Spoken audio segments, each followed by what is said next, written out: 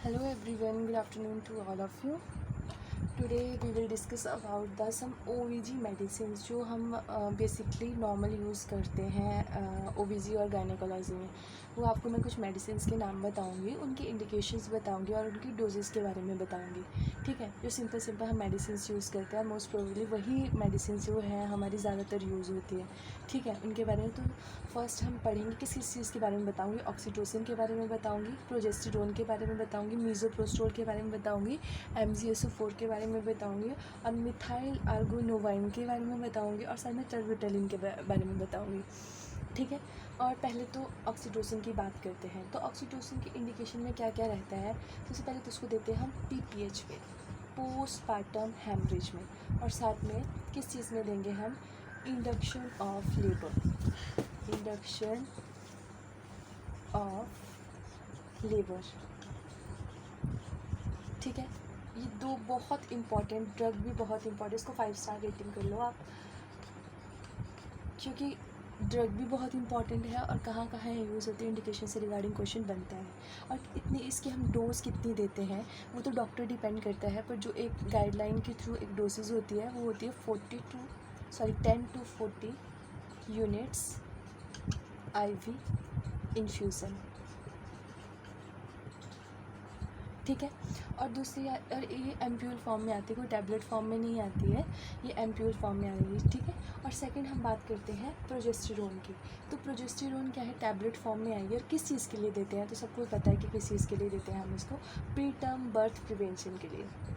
Preterm जो उनके main मतलब इंडिकेशंस है मैं वो बता रही हूँ, वैसे तो और चीज़ें भी हो सकती हैं, तो जो बेसिकली जहाँ से क्वेश्चन बनता है मैं उनके बारे में डिस्कस कर रही हूँ। Preterm birth prevention. ठीक है, डोसेस कितनी रहेगी? 100 mg। थर्ड बात करें मीज़ोप्रोस्टोल, जो कि टैबलेट फॉर्म में होती है, किसके लिए देते हैं हम? PPH के लिए। ऑक्सीटोसिन भी PPH के लिए देते हैं और मीज़ोप्रोस्टोल भी हम PPH के लिए देते हैं। ठीक है, इसकी डोज कितनी रहेगी? 1000 mcg।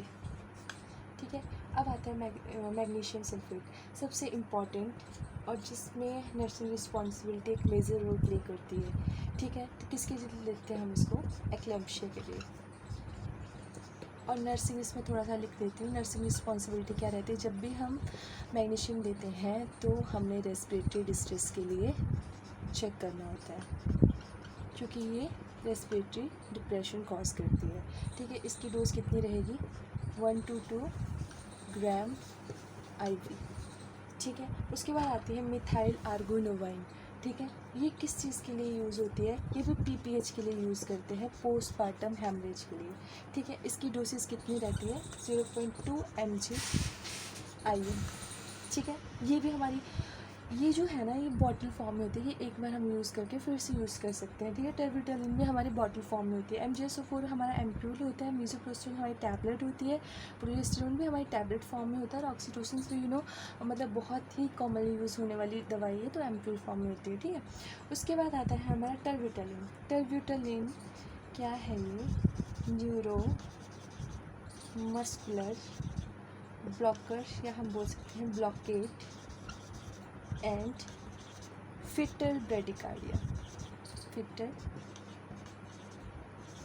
ब्रेडिकार्डिया, इस कंडीशन में हम कौन सी ड्रग देते हैं? टर्बिटलिन देते हैं। कितनी डोसेज देंगे? 0.25 mg। इसको हम ऐसे रूट से भी दे सकते हैं और IM भी दे सकते हैं। होप सो आपको ये सब समझ आया होगा, और अगर आपको समझ आ रहा है तो प्लीज़ कमेंट में आप लिख के बताएं कि आपको समझ आ रहा है या नहीं। और अगर आपको मेरी वीडियो अच्छी लगती है तो प्लीज़ लाइक करें, मेरे चैनल को सब्सक्राइब करें, शेयर करें, और साथ में मिलते हैं आप नेक्स्ट वीडियो में। Thank you.